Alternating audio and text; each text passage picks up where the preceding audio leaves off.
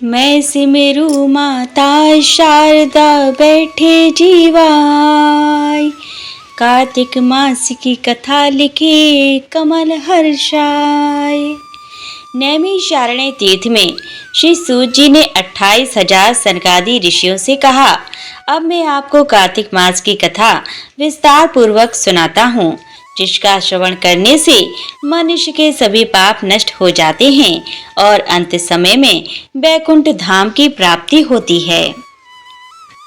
सूत जी ने कहा, श्री कृष्ण से अनुमति लेकर देवर्षि नारद के चले जाने के पश्चात सत्यभामा प्रसन्न होकर भगवान कृष्ण से बोली, हे प्रभु, मैं धन्य हुई, मेरा जन्म सफल हुआ। मुझ जैसी त्रिलोक सुंदरी के जन्मदाता भी धन्य हैं, जो आपकी 16,000 स्त्रियों के बीच में आपकी परम प्यारी पत्नी बनी। मैं आपके साथ नारद जी को वह कल्प वृक्ष आदि पुरुष विधि पूर्वक दान में दिया, परंतु वही कल्प वृक्ष मेरे घर लहराया करता है। यह बात मृत्युलोक में किसी स्त्री को ज्ञात नहीं है। हे त्रिलोकीनाथ, मैं आपसे कुछ पूछने की इच्छुक हूँ। आप मुझे कृपया कार्तिक महात्म्य की कथा विस्तार पूर्वक सुनाइए, जिसको सुनकर मेरा हित हो और जिसके करने से कल्प पर्यंत भी आप मुझसे विमुख ना हो। सूत जी आगे बोले, सत्यभामा के ऐसे वचन सुनकर श्री कृष्ण ने हंसते हुए सत्यभामा का हाथ पकड़ा और अपने सेवकों को वहीं रुकने के लिए कहकर विलास युक्त अपनी पत्नी को कल्प वृक्ष के नीचे ले गए। फिर हंसकर बोले, हे प्रिय, 16,000 रानियों में से तुम मुझे प्राणों के समान प्यारी हो। तुम्हारे लिए मैंने इंद्र एवं देवताओं से विरोध किया था। हे कांते, जो बात तुमने मुझसे पूछी है उसे सुनो। एक दिन मैंने अर्थात श्री कृष्ण तुम्हारी अर्थात सत्यभामा इच्छा पूर्ति के लिए गरुड़ पर सवार होकर इंद्रलोक जाकर कल्प वृक्ष मांगा। इंद्र द्वारा मना किए जाने पर इंद्र एवं गरुड़ में घोर संग्राम हुआ और गोलोक में भी गरुड़ जी गौओं से युद्ध किया। गरुड़ की चोट से उनके कान एवं पूंछ कटकर गिरने लगे, जिससे 3 वस्तुएं उत्पन्न हुई। कान से तमाकू, पूंछ से गोभी और रक्त से मेहंदी बनी। इन तीनों का प्रयोग करने वाले को मोक्ष नहीं मिलता। तब गौओं ने भी क्रोधित होकर गरुड़ पर वार किया, जिससे उनके 3 पंख टूटकर गिर गए। इनके पहले पंख से नीलकंठ, दूसरे से मोर और तीसरे से चकवा चकवी उत्पन्न हुए। हे प्रिय, इन तीनों का दर्शन करने मात्र से ही शुभ फल प्राप्त हो जाता है। यह सुनकर सत्यभामा ने कहा, हे प्रभु, कृपया मुझे मेरे पूर्व जन्मों के विषय में बताइए कि मैंने पूर्व जन्म में कौन कौन से दान, व्रत व जप नहीं किए हैं। मेरा स्वभाव कैसा था, मेरे जन्मदाता कौन थे और मुझे मृत्युलोक में जन्म क्यों लेना पड़ा। मैंने ऐसा कौन सा पुण्य कर्म किया था जिससे मैं आपकी अर्धांगिनी हुई। श्री कृष्ण ने कहा, हे प्रिय, अब मैं तुम्हारे द्वारा पूर्व जन्म में किए गए पुण्य कर्मों को विस्तार पूर्वक कहता हूँ, उसे सुनो। पूर्व समय में सतयुग के अंत में मायापुरी में अत्रि गोत्र में वेद वेदांत का ज्ञाता देव शर्मा नामक एक ब्राह्मण निवास करता था। वह प्रतिदिन अतिथियों की सेवा, हवन और सूर्य भगवान का पूजन किया करता था। वह सूर्य के समान तेजस्वी था। वृद्धावस्था में उसे गुणवती नामक कन्या की प्राप्ति हुई। उस पुत्रहीन ब्राह्मण ने अपनी कन्या का विवाह अपने ही चंद्र नामक शिष्य के साथ करा दिया। वह चंद्र को अपने पुत्र के समान मानता था और चंद्र भी उसे अपने पिता की भांति सम्मान देता था। एक दिन वे दोनों कुश व समिधा लेने के लिए जंगल में गए। जब वे हिमालय की तलहटी में भ्रमण कर रहे थे, तब उन्हें एक राक्षस आता हुआ दिखाई दिया। उस राक्षस को देखकर भय के कारण उनके अंग शिथिल हो गए और वे वहां से भागने में भी असमर्थ हो गए। तब उस काल के समान राक्षस ने उन दोनों को मार डाला। चूंकि वे धर्मात्मा थे, इसीलिए मेरे पार्षद उन्हें मेरे वैकुंठ धाम में मेरे पास ले आए। उन दोनों द्वारा आजीवन सूर्य भगवान की पूजा किए जाने के कारण मैंने दोनों पर अति प्रसन्न हुआ। गणेश जी, शिव जी, सूर्य व देवी, इन सब की पूजा करने वाले मनुष्य को स्वर्ग की प्राप्ति होती है। मैं एक होता हुआ भी काल और कर्मों के भेद से 5 प्रकार का होता हूँ। जैसे एक देवदत्त, पिता, भ्राता आदि नामों से पुकारा जाता है। जब वे दोनों विमान पर आरूढ़ होकर सूर्य के समान तेजस्वी, रूपवान, चंदन की माला धारण किए हुए मेरे भवन में आए, तो वे दिव्य भोगों को भोगने लगे। भगवान श्री कृष्ण आगे बोले, हे प्रिय, जब गुणवती को राक्षस द्वारा अपने पति एवं पिता के मारे जाने का समाचार मिला, तो वह विलाप करने लगी। हा नाथ, हा पिता, मुझको त्याग कर तुम कहाँ चले गए? मैं अकेली स्त्री तुम्हारे बिना अब क्या करूं? अब मेरे भोजन, वस्त्र आदि की व्यवस्था कौन करेगा? घर में प्रेम पूर्वक मेरा पालन पोषण कौन करेगा? मैं कुछ भी नहीं कर सकती। मुझ विधवा की कौन रक्षा करेगा? मैं कहाँ जाऊं? मेरे पास तो अब कोई ठिकाना भी नहीं रहा। इस प्रकार विलाप करते हुए गुणपति चक्कर खाकर धरती पर गिर पड़ी और बेहोश हो गई। बहुत देर बाद जब उसे होश आया, तो वह पहले की ही भांति करुण विलाप करते हुए शोक सागर में डूब गई। कुछ समय के पश्चात जब वह संभली, तो उसे ध्यान आया कि पिता और पति की मृत्यु के बाद मुझे उनकी क्रिया करनी चाहिए, जिससे उनकी गति हो सके। इसीलिए उसने अपने घर का सारा सामान बेच दिया और उससे प्राप्त धन से उसने अपने पिता एवं पति का श्राद्ध आदि कर्म किया। तत्पश्चात वह उसी नगर में रहते हुए 8 पहर भगवान विष्णु की भक्ति करने लगी। उसने मृत्यु पर्यंत तक नियम पूर्वक सभी एकादशियों का व्रत और कार्तिक महीने में उपवास एवं व्रत किए। हे प्रिय, एकादशी और कार्तिक व्रत मुझे बहुत ही प्रिय है। इनसे भुक्ति, मुक्ति, पुत्र तथा संपत्ति प्राप्त होती है।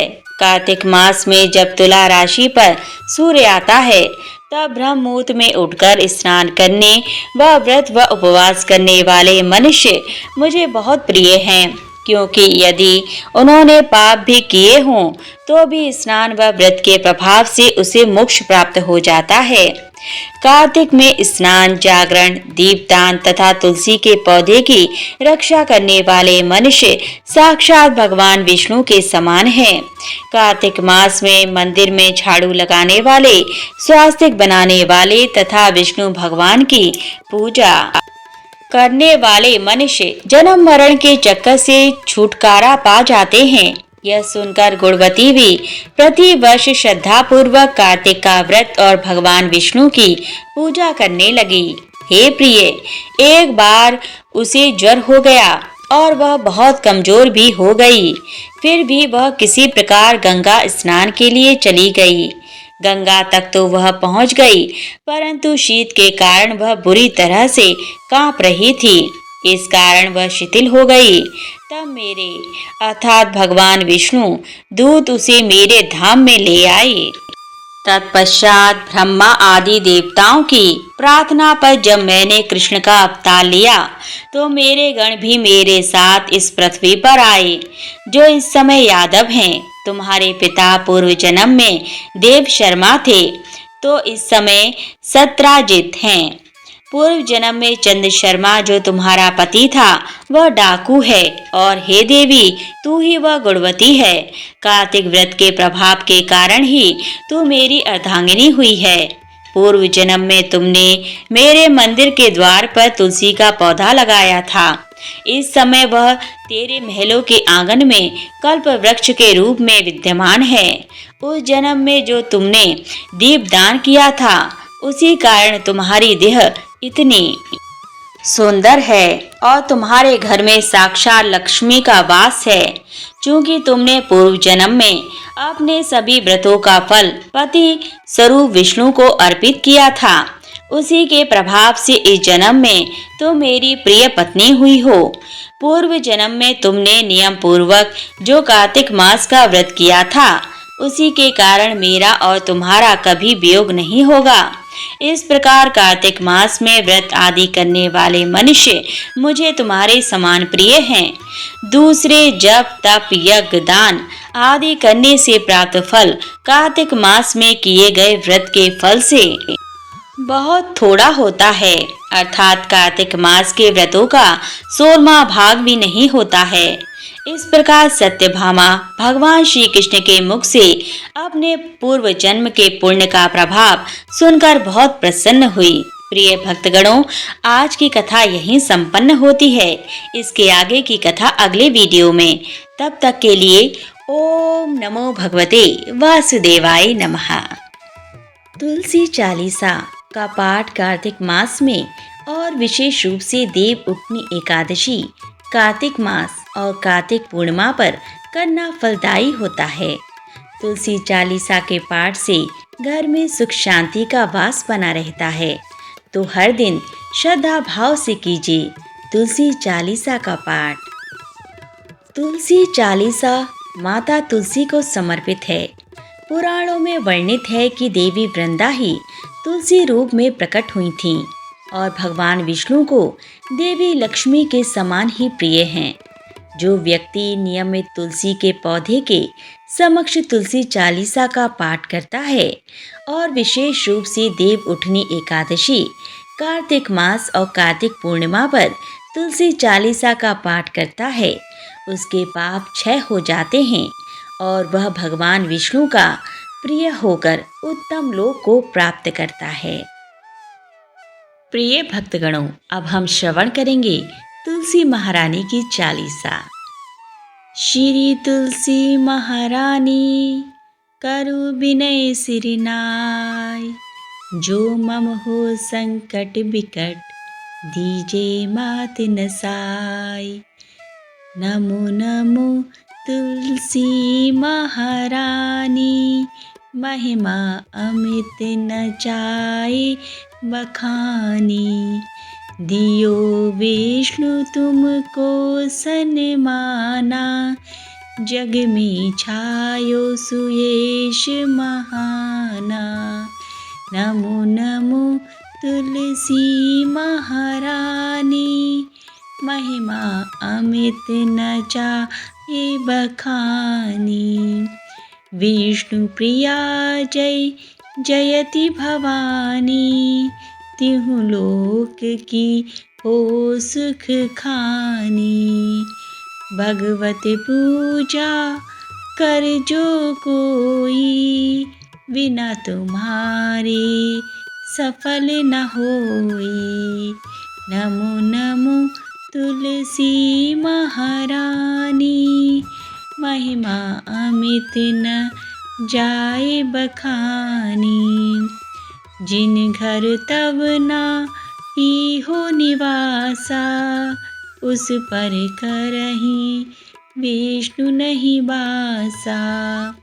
करे सदा जो तब नित सुमिरन, तो ही के काज होए सब पूरन। नमो नमो तुलसी महारानी, महिमा अमित न जाए बखानी। कार्तिक मास महात्म तुम्हारा, ताको जानत सब संसारा। तब पूजन जो करे कुवारी, पावे सुंदर बर सुकुमारी। कर जो पूजन नित प्रति नारी, सुख संपत्ति से होई सुखारी।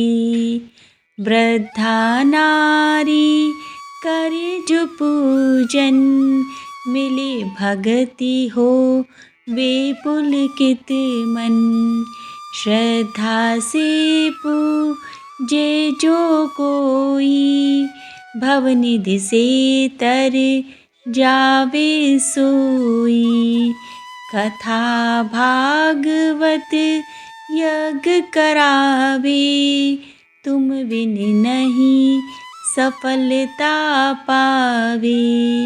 नमो नमो तुलसी महारानी, महिमा अमित न जाए बखानी। छायो तब प्रताप जग भारी, ध्यावत तुमहि सकल चितधारी। तुमहि मात यंत्रन तंत्रन, सकल काज सिद्धि होवे क्षण में। औषधि रूप आप हो माता, सब जग में तब यश विख्याता।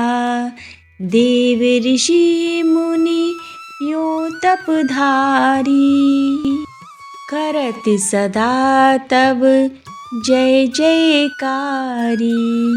जय जय जय तुलसी महारानी, महिमा अमित न जाए बखानी। वेद पुराणन तव यश गाया, महिमा अगम पार नहीं पाया। नमो नमो जय जय सुखकारिणी, नमो नमो जय जय दुख निवारिणी। नमो नमो सुख संपत्ति दीनी, नमो नमो अघ काटन छीनी। नमो नमो भक्तन दुख हरनी, नमो नमो दुष्ट दन मद छीनी। नमो नमो भव पार उतारिनी, नमो नमो पर लोक सुधारनी। नमो नमो निज भक्त उबारनी, नमो नमो जन काज सवारनी। नमो नमो जय कुमति नशावनी, नमो नमो सुख उपजावनी। जयति जयति जय तुलसी माई, ध्याऊं तुमको शीश नवाई। नमो नमो तुलसी महारानी, महिमा अमित न जाय बखानी। निज जन जानी मोहि अपनायो, बिगड़े कारज आप बनायो। करु विनय में मात तुम्हारी, पूर्ण आशा करहूँ हमारी। नमो नमो तुलसी महारानी, महिमा अमित न जाय बखानी। शरण चरण कर जोर मनाऊं, निश दिन तेरे ही गुण गाऊं। करहूँ मात यह अब मोह पर दाया, निर्मल होय सकल मम काया। नमो नमो तुलसी महारानी, महिमा अमित न जाए बखानी। मंगू मात यह वर दीजे, सकल मनोरथ पूर्ण कीजे। जनु नाही कुछ नेम अचारा, क्षमहु मात अपराध हमारा। बारह मास करी जो पूजा, तासम जग में और न दूजा। प्रथम ही गंगा जल मगवावे, फिर सुंदर स्नान करावे। चंदन अक्षत पुष्प चढ़ावे, धूप दीप नए वैद्य लगावे। करियाच मन गंगा जल से, ध्यान करे हृदय निर्मल से। नमो नमो तुलसी महारानी, महिमा मित न जाय बखानी। पाठ करी फिर चालीसा की, स्तुति करे मात तुलसी की। यह विधि पूजा करे हमेशा, ताकि तन नहीं रहे कलेशा। करे मास का टीका साधन, शोभे नित पवित्र सिद्ध हुई जाहि। यह कथा महा सुखदाई, पढ़े सुने सो भव तर जाई।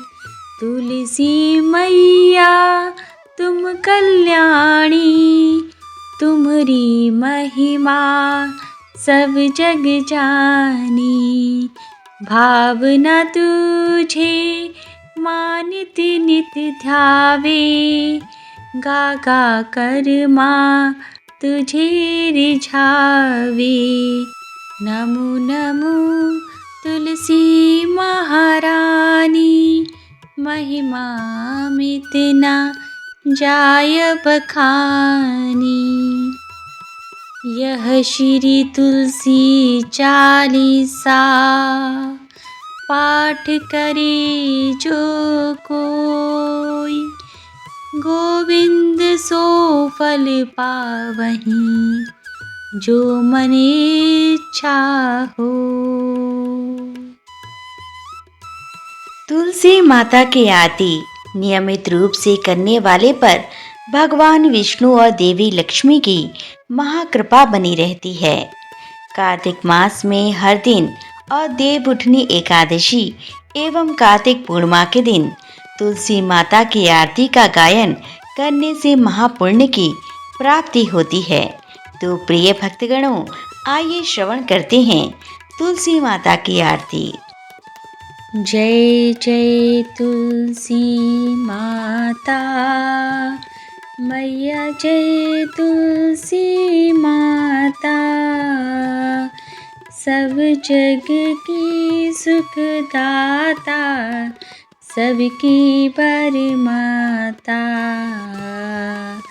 मैया जय तुलसी माता। सब योगों से ऊपर, सब रोगों से ऊपर, रज से रक्ष करके सबकी भव त्राता। मैया जय तुलसी माता। बटपुत्री है श्यामा, सुरवल्ली है ग्राम्या। विष्णु प्रिय जो नर तुमको सेवे, सो नर तर जाता। मैया जय तुलसी माता। हर के शीश विराजत, त्रिभुवन से हो वंदित। पतित जनों की तारिणी, तुम हो विख्याता। मैया जय तुलसी माता। लेकर जन्म विजन में, आए दिव्य भवन में। मानव लोक तुम्हें से सुख संपत्ति पाता। मैया जय तुलसी माता, हरि को तुम अति प्यारी, श्याम वर्ण सुकुमारी। प्रेम अजब है उनका, तुमसे कैसा नाता। मैया तुमसे कैसा नाता, हमारी विपद हरो तुम, कृपा करो माता। मैया जय तुलसी माता, जय जय तुलसी माता। मैया जय तुलसी माता, सब जग की सुखदाता, सबकी वरमाता। मैया जय तुलसी माता, मैया जय तुलसी माता। बोलिए तुलसी मैया की जय।